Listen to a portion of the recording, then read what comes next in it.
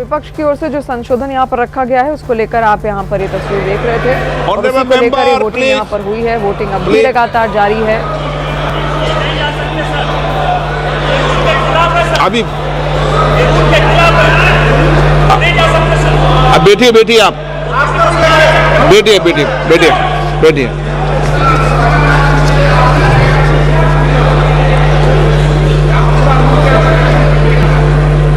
अब मतदान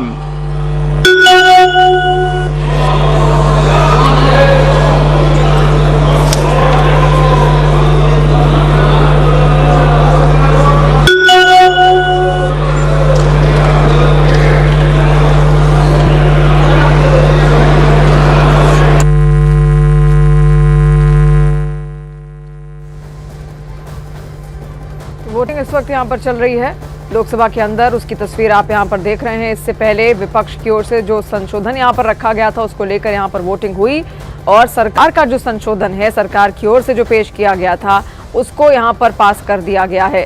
तो लोकसभा में वक्फ बिल पर वोटिंग फिलहाल यहाँ पर जारी है। इस वक्त की बड़ी खबर यही है और देखिए कुल मिलाकर 464 वोट अब तक यहाँ पर पड़े हैं, जिसमें यस में है 273 वोट और नोज में है 191 वोट और एब्सटेन अब तक किसी ने भी नहीं किया, शून्य है।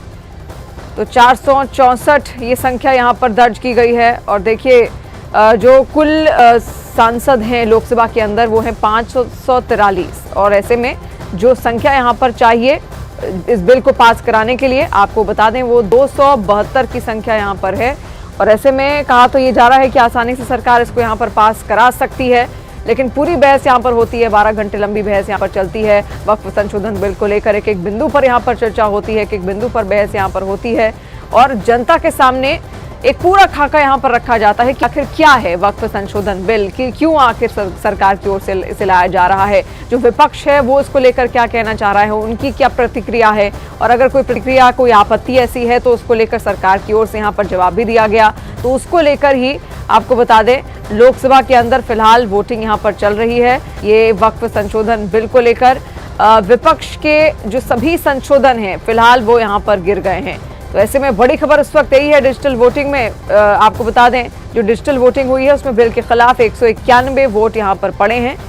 डिजिटल वोटिंग की संख्या हम आपको बता रहे हैं डिजिटल वोटिंग में। और लोकसभा में वक्फ संशोधन बिल को लेकर अब भी ये वोटिंग यहाँ पर लगातार जारी है और डिजिटल वोटिंग फिलहाल वहां पर हो रही है। डिजिटल वोटिंग में 151 विपक्ष में पड़े और पक्ष में पड़े हैं 273 वोट। तो लोकसभा में वक्फ संशोधन बिल पर ये पूरी वोटिंग यहाँ पर चल रही है। ये डिजिटल वोटिंग यहाँ पर संपन्न हो चुकी है। 191 वोट विपक्ष में पड़े हैं और पक्ष में पड़े हैं 273 वोट और जो आंकड़ा यहाँ पर सरकार को चाहिए वो 272 का है, जो आसानी से उनके खाते में जाता हुआ यहाँ पर नजर आ रहा है। और यहाँ से जब पास होगा बिल आपको बता दें उसके बाद राज्यसभा में पेश किया जाएगा और राज्यसभा में भी उम्मीद यही है कि इतनी ही लंबी बहस वहां पर भी देखने को मिलेगी। वहां पर भी इसी तरीके की चर्चाएं हो सकती है, एक बिंदु पर यहाँ पर चर्चा हो सकती है और आज से जो बातें यहाँ पर निकलेंगी उसको लेकर आगे यहाँ पर चर्चा संभव है राज्यसभा के अंदर भी। लेकिन फिलहाल ये लोकसभा की कार्यवाही लगातार यहाँ पर आप देख रहे हैं।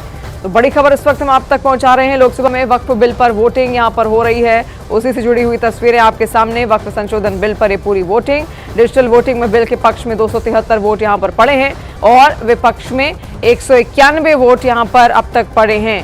तो डिजिटल वोटिंग यहाँ पर संपन्न हो चुकी है और उसी के आंकड़े इस वक्त हम आपके सामने यहाँ पर रख रहे हैं। लोकसभा में वक्फ संशोधन बिल पर वोटिंग से जुड़ी हुई ये तस्वीरें देखिए। लगभग 15 घंटे का वक्त यहाँ पर अब होने वाला है जब लोकसभा की कार्यवाही रात भर यहाँ पर चली है एक तरीके से और 15 घंटे का पूरा लंबा वक्त बड़ी बहस उसको लेकर हुई। सरकार ने अपनी जो रूपरेखा थी वो जनता के सामने यहाँ पर रखी, किस तरीके से आखिर क्या है वक्फ संशोधन बिल, उसमें जो बदलाव किए गए हैं क्यों किए गए हैं, जो संशोधन यहाँ पर किए गए हैं क्यों किए गए हैं, सरकार ने उसको पूर्ण रूप से यहाँ पर सामने रखा। और विपक्ष को भी जो आपत्ति थी, जिन जिन बिंदुओं पर आपत्ति थी उसको लेकर भी विपक्ष ने भी अपनी बात यहाँ पर रखी और उसके बाद आखिरी जवाब यहाँ पर अल्पसंख्यक कार्य मंत्री किरण रिजिजू की ओर से यहाँ पर दिया जाता है और वो साफ कर देते हैं कि बिल संवैधानिक है और इसको मुसलमानों को ध्यान में रखकर बनाया गया है। खासतौर पर जो गरीब मुसलमान हैं, इसके अलावा जो महिलाएं हैं उनको ध्यान में रखकर यहाँ पर इसको तैयार किया गया है और मुसलमानों को जोड़ने के लिए ये बिल यहाँ पर लाया गया है। इसका जिक्र करते हुए किरण रिजिजू यहां पर नजर आए और उसके बाद से वोटिंग की प्रक्रिया लगातार चल रही है, जहां पर विपक्ष की ओर से कुछ संशोधन की मांग यहां पर की गई थी और उन्हीं संशोधनों को लेकर वोटिंग यहां पर चल रही थी इससे पहले।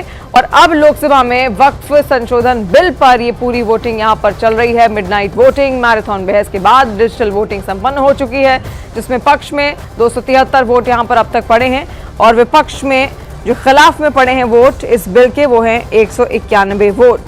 तो बड़ी खबर, और कुछ देर में स्पीकर यहां पर बोलते हुए आपको नजर भी आएंगे। जो औपचारिक ऐलान है इन नतीजों का, वो उनकी ओर से यहां पर किया जाएगा।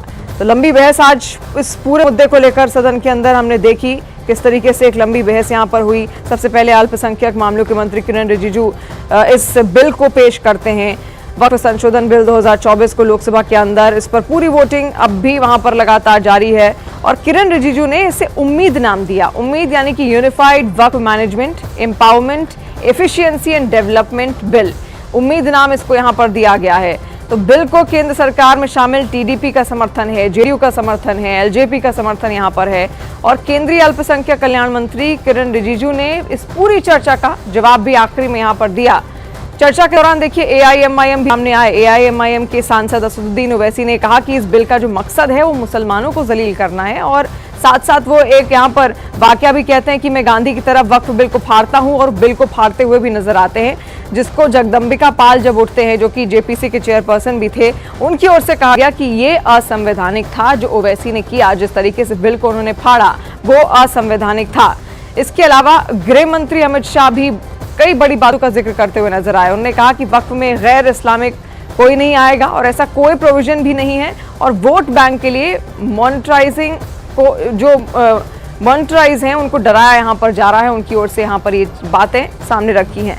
तो पूरी लंबी बहस यहाँ पर हुई, 15 घंटे की लंबी बहस के बाद वोटिंग की जो प्रक्रिया है फिलहाल आपके सामने वो आप देख रहे हैं। मिडनाइट वोटिंग किस तरीके से यहाँ पर वक्फ संशोधन बिल को लेकर हो रही है और जो डिजिटल वोटिंग है वो संपन्न हो चुकी है। बिल के पक्ष में 273 वोट यहाँ पर पड़े हैं और विपक्ष में पड़े हैं 191 वोट। देखिए लोकसभा में 543 सांसद कुल हैं यहाँ पर और भाजपा के पास 293 सांसद यहाँ पर हैं, कांग्रेस के पास 234 सांसद हैं, अन्य के पास 14 सांसद यहाँ पर हैं और बिल पास कराने के लिए जो जरूरी सांसदों का जो समर्थन है वो 272 का है। यतेंद्र इस वक्त हमारे साथ जुड़ गए हैं। यतेंद्र, अब कितना इंतजार यहाँ पर और करना पड़ेगा कि आधिकारिक ऐलान बस हो जाए? देखिए अब कुछ ही देर बाकी है क्योंकि जो लास्ट वोटिंग यानी कि लास्ट डिवीजन पर वोटिंग चल रही है और उसी का प्रोसेस चल रहा है, यानी कि अब से 2 से 4 मिनट के अंदर बिल आखिरी तौर पर ये पास हो जाएगा, यानी कि एक इतिहास रच दिया जाएगा लोकसभा में, क्योंकि लोकसभा लेट तक भी काफी चल रही है और जो वक्फ बोर्ड को लेकर जो मैराथन चर्चा हुई है उस पर भी अंतिम मोहर अब संसद के सदस्यों की लग जाएगी, यानी कि अब से कुछ देर में ये बिल आधिकारिक तौर पर लोकसभा से पास हो जाएगा और इसके बाद कल राज्यसभा में पेश कर दिया जाएगा और राज्यसभा से भी सरकार की कोशिश रहेगी कि कल देर रात तक उसे राज्यसभा से भी पास करा दिया जाए, यानी कि दोनों सदनों से कल तक पास होने की उम्मीद है और अब से कुछ देर में लोकसभा से ये बिल पास हो जाएगा। करीब 12 घंटे लंबी चर्चा चली और पिछले 1.25 घंटे से उसको पास कराने का प्रोसेस चल रहा है, क्योंकि अपोजिशन के सदस्य एक के बाद एक अमेंडमेंट पर डिवीजन मांग रहे हैं कुछ,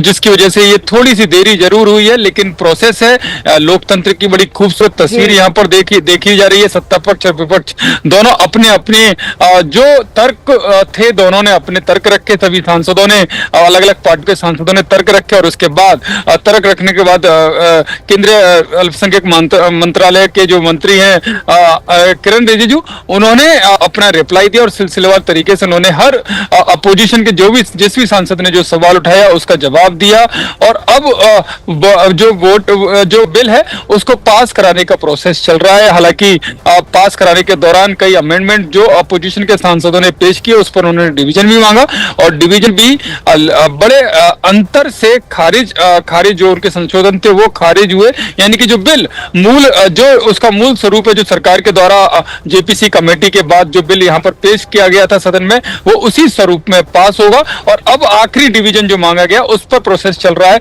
अब से कुछ देर में ही आधिकारिक तौर पर उसकी घोषणा कर दी जाएगी, यानी कि एक नया इतिहास लोकसभा में बन जाएगा। जो 2013 में जिस तरह से गैर संवैधानिक तरीके से, जो अब सत्ता पक्ष कह रहा है गैर संवैधानिक तरीके से जो अमेंडमेंट किए गए थे, अब वो संविधान की भावनाओं के अनुसार उस बिल को स्वरूप में लाया गया है, जिससे संविधान का तो सम्मान बना ही रहेगा, लेकिन जो सच में जिनके लिए बिल होना चाहिए, जो गरीब मुस्लिम और जरूरतमंद मुस्लिम हैं, जो महिलाएं, गरीब महिलाएं हैं मुस्लिम समाज की, उनको उनका हक मिलेगा। और जिस तरीके से गैर कानूनी